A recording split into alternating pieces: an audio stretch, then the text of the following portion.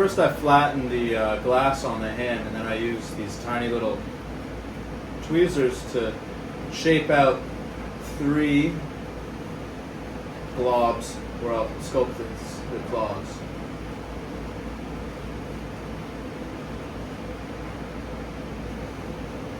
Always making sure that the flame is only hitting the glass where I want it, and there's no splash that's going to move any of the other glass around. So you gotta think about the angle where you're holding the piece and the direction of the flame.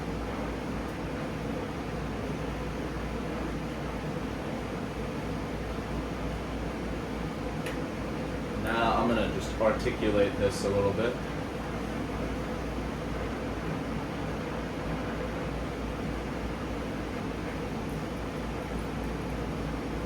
Add a little bit of directionality to the posture.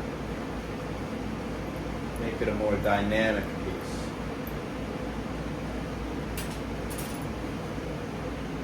And I'm going to leave the claws unsculpted for now, and I'll come back later. Next thing, I'm going to put the legs on.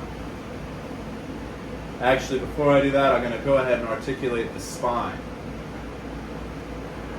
Again, into a more of a dynamic posture, with a little bit of motion. Welded handle on that end. And then I'm slowly going to warm up that glass by kind of moving it around through the flame so the glass doesn't get shocked.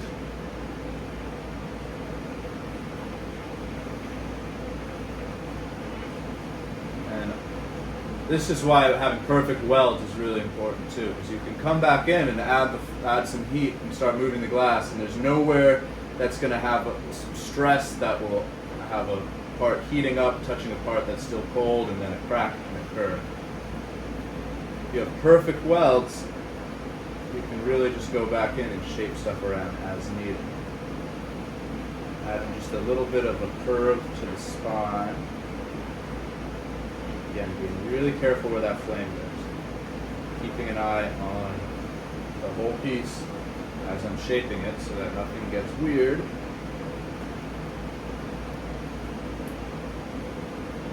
Just a little bit of a turn there in the posture. A little bit goes a long way. Out.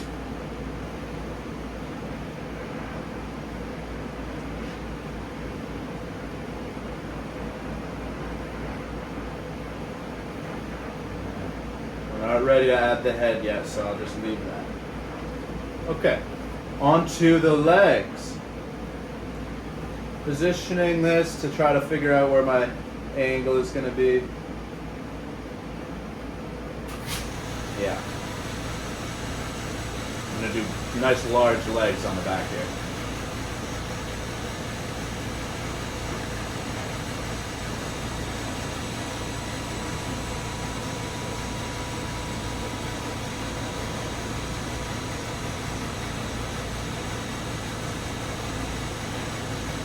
Moving that glass around, getting it really hot, making sure that this weld is solid. And then I'm just going to glob a bit of glass there and get the glass attached first and then do the shaping.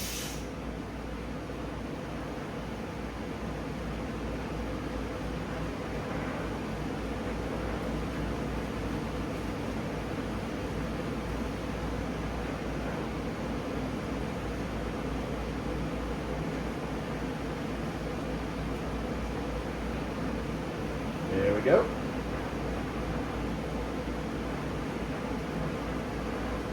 Nice big femur. And nobody knows if the big one is called the fibula or the tibula. Nobody knows.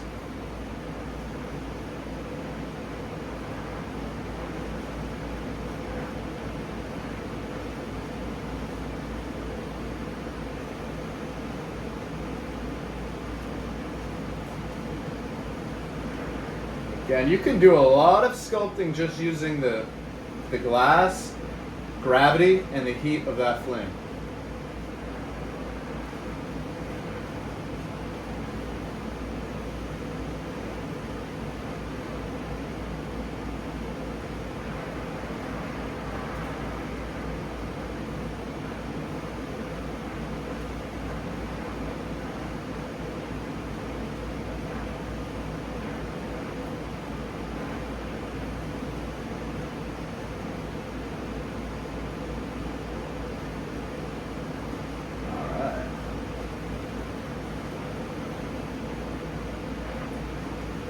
Looking at this, I think I'm going to want to shorten these forearms a little bit to get the proportions looking a little more natural.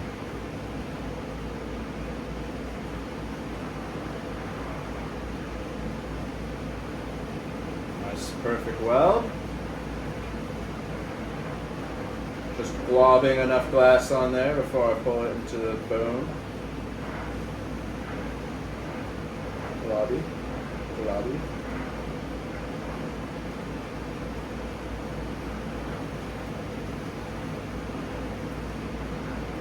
You'll notice I'm constantly moving the glass around and rotating to fight gravity, make it work for me instead of against me.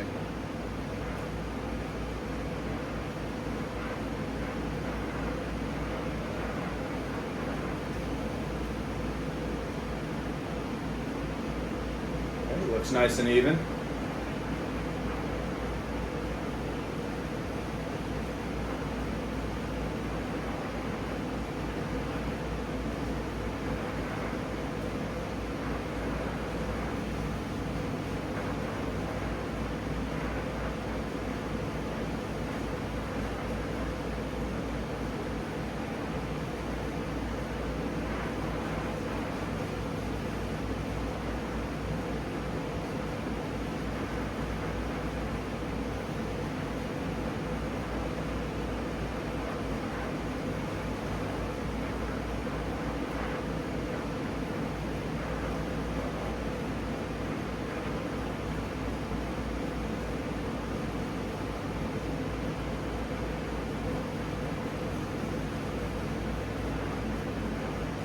And again, I'm going to add a bridge between the legs, and that'll allow me to add some detail without worrying about the hot glass moving around out of shape.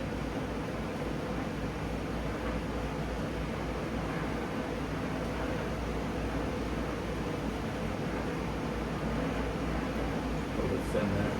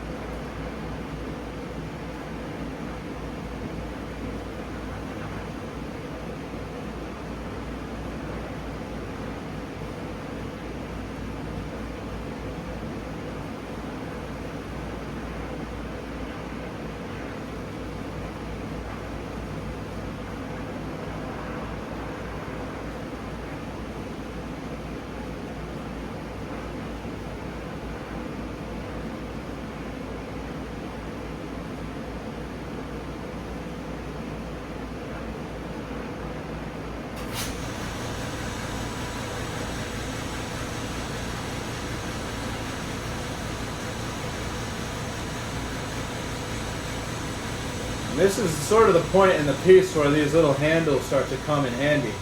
You don't have to grip it just by pinching it between your hands.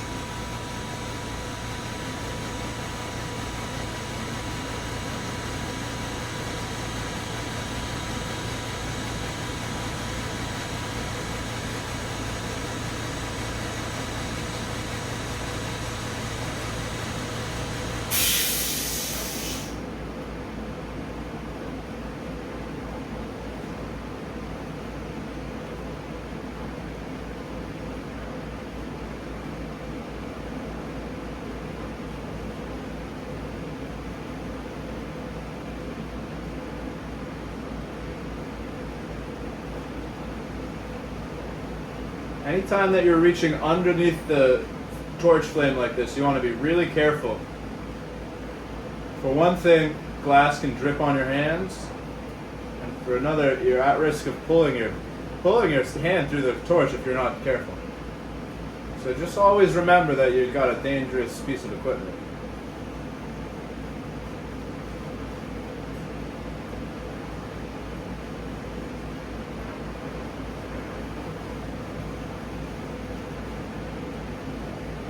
slide this bone over just a little bit to give a landing zone for that other one.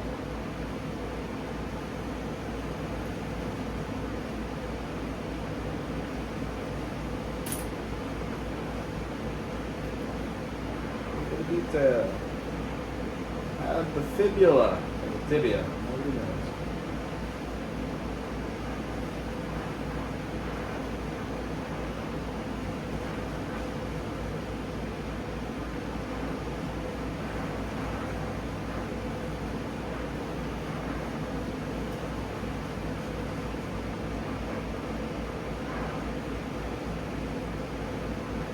Hitting it from all different angles to get that perfect weld.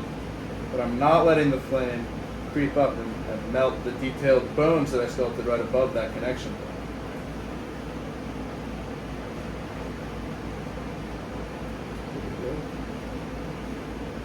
A little more detail over here.